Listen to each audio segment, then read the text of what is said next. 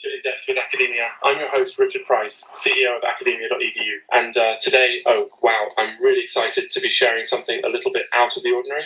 This episode takes us deep into the crossroads of language, consciousness, and even spiritual evolution. Now, just a quick note at the top, I'm here to neutrally present academic research and perspectives, not to endorse them or suggest their truth with a capital T, all right? Our job is just to explore and reflect together. So, let's dive into a fascinating paper by David G. Little called ECLIPSORAN Language and the Conscious Field of Expression. It's a mouthful, sure, which builds on the work of M. Dangi, a name some of you literary philosophy fans might already recognize. At the center of this paper is a really unusual, and some would say bold question.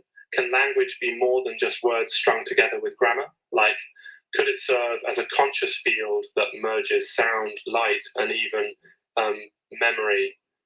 If that sounds a little out there, bear with me. Because the idea here is that ECLIPSORAN language created by Dangi isn't a language like, say, Esperanto or Klingon. No offense to Conlang fans. Instead, ECLIPSORAN is framed as a field of remembrance, where each symbol and sound actually has an energetic or vibrational frequency. Why is this significant for you, me, anyone who speaks or listens? Well, the author argues that how we use language could literally influence our consciousness. It's not about just saying stuff, it's about tuning ourselves, and yeah, that's a new angle for the entire business of human communication. Now, I'll walk you through the paper's central arguments and key findings. Again, just sharing ideas here, not waving a flag of certainty. So first, the ECLIPSORAN language is, at least as described by David Little, kind of the language of light, born within something called the Dangi era of conscious literature. That's already a poetic mouthful. Instead of structure and syntax, ECLIPSORAN is supposed to work on frequency and emotion. Each word or glyph isn't just a signifier, but a little vessel, carrying a kind of vibration that wakes up some deep inner remembrance or awareness. The methods are super interdisciplinary. Little draws on yoga philosophy, where if you've ever chanted a mantra or even just tried to say Om without giggling, sound is sacred. Mantras aren't just repetition for focus. They're understood as tools that literally change consciousness by way of vibration. ECLIPSORAN supposedly operates the same way. Each letter is a kind of glyph, and when you pronounce it or even write it, you're not just forming words, you're creating energy patterns in yourself, sort of, like musical notes that affect the musician, not just the audience. And then here's the wild twist. Little brings in astral physics. The idea that our consciousness behaves almost like an electromagnetic field. The shapes of ECLIPSORAN's letters, according to the paper, are like waveforms, and when arranged, their syntax becomes a harmonic pattern. So language here is a scientific and spiritual exchange. Not just a tool for information transfer, but, for the lack of a better word, a bridge between people as energetic beings. What's this mean for you?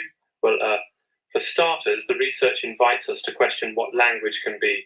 Is it purely utilitarian? Or could our words carry a kind of healing, transformative potential? Even if you take it with a big grain of salt, just imagining that our daily conversations might vibrate or resonate with something deeper is intriguing, right? Okay, quick tangent here. Whenever I read about energy fields and frequency in language, I can't help but think about those moments when you hear a song lyric and it gives you goosebumps. Or when, someone says your name in just the right tone and you suddenly feel seen. Maybe that's just my own vibe, but it sort of fits with the core idea here. Not saying this proves anything, just sharing an observation. Back to the paper, Little frames ECLIPSORAN not just as a linguistic experiment, but as the beating heart of what he calls the Dangi era of conscious literature. According to the argument, ECLIPSORAN, combined with philosophical concepts like soul modernism, is about restoring the sacred value of expression, making communication not just creative, but meditative and even healing. So, what's the take home here for listeners? Whether or not you buy into energetic language, maybe the insight is this. What we say and how we say it, the intention behind our words, can carry real weight. maybe our conversations are little opportunities for transformation, not just transactions of info. And with that, we wrap up today's journey through ECLIPSORAN language and the conscious field of expression by David Little. Again, I'm presenting, not promoting, and I encourage you to remain curious but critical. Academic research offers windows, not blueprints, to reality. Thanks for joining me on In Depth with Academia. Until next time, keep questioning, keep wondering, and maybe notice how your own words resonate today.